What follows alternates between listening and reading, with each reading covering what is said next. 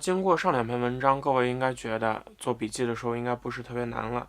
那么现在我给各位准备的文章是天文学家的第一个部分啊，天文学家的第一个部分。那么天文学家这篇文章，您会有惊喜的发现，在天文学方向，它是有一个特点。这个特点是什么呢？就是它所有的词汇基本上放之四海而皆准，就是基本上词汇都差不多的啊。所以你需要去关注它的词根，也就是您听到什么就要记出来什么，跟这个以前我跟各位说到的记笔记跟听力的这个方法是完全一致的哈。那么今天我们跟各位说的就是除笔记之外的词汇的部分。那么在天文学家当中，我跟各位说过了，怎么样才能把这个文章，或者说您这个听力听得非常非常到位，或者文章听得非常非常的 OK， 就是里面的内容这个不会有任何的偏迟。那么怎么样才能做这个事儿呢？那各位注意看大屏幕。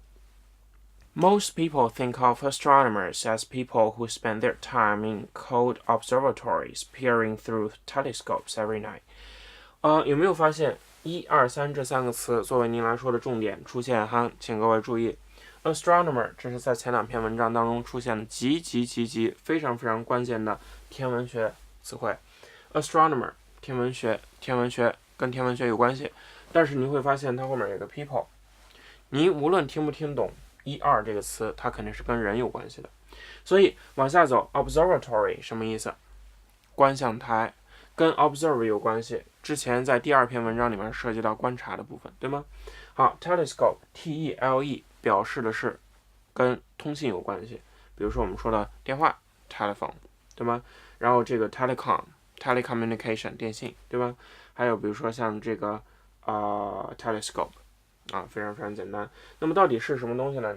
这个叫望远镜，好吧 ？scope 代表看的意思哈。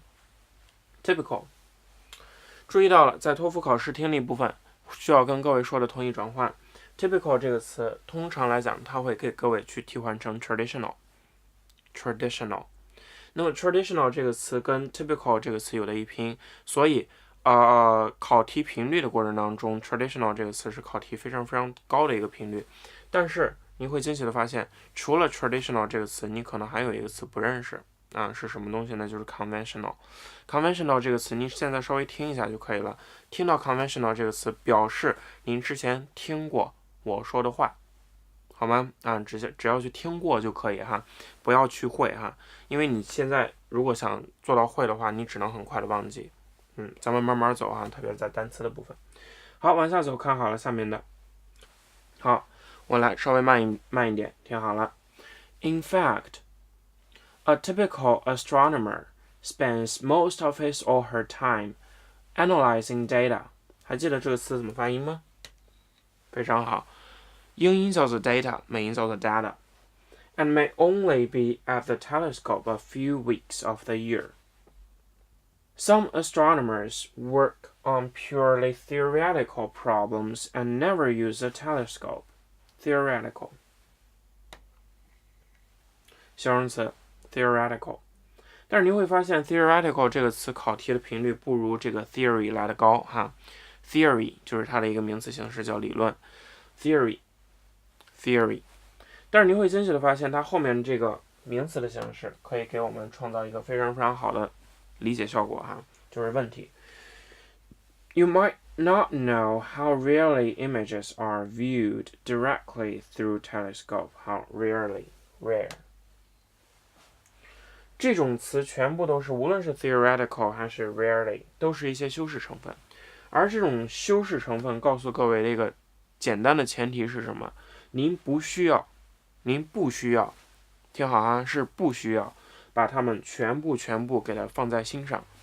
如果您全部把它挂在心上的话，整个的考题的部分对于各位来说就非常非常的难，非常难办，好吧？非常非常难办。所以，咱们以什么东西复习一下哈？咱们以什么东西为准？名词为准，形容词、副词为辅，好吧？注意到了。再说一遍，名词为主，形容词跟副词为辅，好吧？好，来咱们看第2个天文学家第2篇，来复习。Observatory observe 观察，跟它有关系的哈。Photograph 需要您注意的如果后面这个词加上了 er， 叫做 photographer， 重音往后移一格 ，photographer。好，我慢慢给各位稍微演示一遍。The most common way to observe the skies is to photograph them。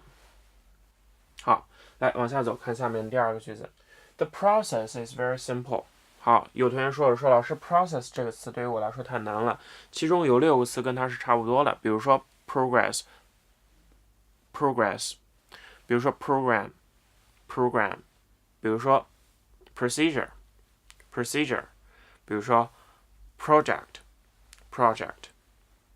好吧？那这几个词你会发现它有一定的这个科学含义在里面。我教给您一个非常简单的方式，在托福听力当中，您不用把它全部记住，您只要记住了前面有 pro 之类这样的发音的时候，那这个词一定跟什么东西有关系？一定跟过程进程有关系，好吗？一定跟过程进程有关系。无论你把它翻译成什么，都可以懂，都以这些过程进程为准就 OK 了哈。那么我们在这个听的过程当中，您需要去关注到了 pro 这个词汇，好吧 ？pro 这个词汇不用去关注它的全部，所以咱们以这个大道至简的方式告诉您一个非常非常简单的一种解决方案。那如果说您有更好的解决方案的话，对于80分以下的同学这个有用，那么你跟我去分享，或者您拿出来这个东西去分享。如果没有的话，听我的哈。好了，往下走，看下一个。First, a photographic plate is coated with a light-sensitive material。没有，来注意复习 photograph、photographic、photographer、photographic、photographer。那么这几个词告诉各位一种什么样的感觉呢？有了 photo 的时候，它肯定跟照片有关系，对吗？有了 photo 之后，它肯定跟照片有关系。好了，不多说，来继续往下走。The plate is positioned so that the image received by the telescope is recorded on it. Telescope 刚才咱们见过的。Then the image can be developed, enlarged, and published so that many people can study it. 注意 enlarge， 这个是在第2篇文章里面出现那个 enlargement， 还记得吗？跟大有关系哈，跟大有关系。Because most astronomical objects are very remote。注意 remote 这个词，对 remote 这个词考点跟什么东西有关系 ？remote 这个词表示偏远的，比如说 remote area， 好吗？remote area 非常非常偏远的。那如果说您觉得这个词不是特别容易去记的话，您就这样去记哈 ，re 代表在的意思 ，mote 跟什么东西有关系？跟 move 有关系。把它移动好多次，把它移动到好多地方，这词就非常非常简单了，叫做偏远的 remote。The light we received from them is rather feeble。来注意 feeble 这个词，你可能还不是特别明白。您看到了没？在整个的这个部分当中，无论是 remote 还是 feeble， 全部都是形容词。所以我之前跟各位说过，形容词是什么？为辅，对吧？名词为主，对吧？好，来继续往下看。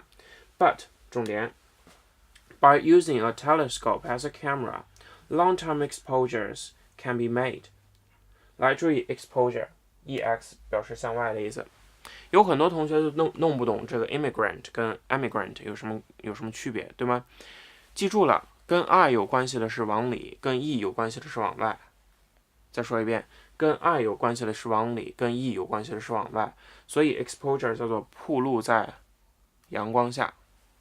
暴露的意思哈，暴露或者暴露 ，OK， 好了，注意 too faint too 叫做太怎么着而不能怎么着。那么在特点，你可能听的时候听的不是特别清楚，那我在后期讲题型的时候会给各位去总结。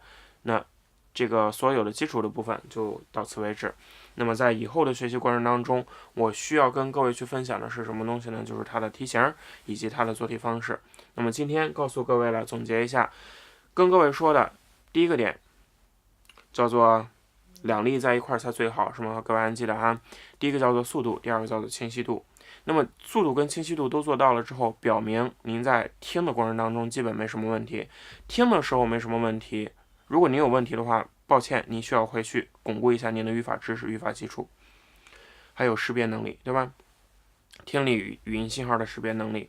那第二个部分是什么东西呢？第二个部分就是我们说做笔记的方式、做笔记的方法。您做出来笔记应该是为你所用的，所以你做出来这个笔记内容一定是非常非常贴切的。那么您在做这个笔记做完了之后，需要去回过头去再稍微看看我是不是能懂我笔记里面说的是什么。如果您不懂的话，麻烦您回去练一下听这个部分哈。所以听跟记都结合在一块儿了，那么下面我们就要产生一个非常非常可爱的效果，什么东西呢？我能在做题的过程当中能把它给用出来，好吧，能把它给用出来，从而跟题目产生一定的化学反应，这样子可以使你的分数达到最大化。那这就是我们今天的目的，谢谢大家。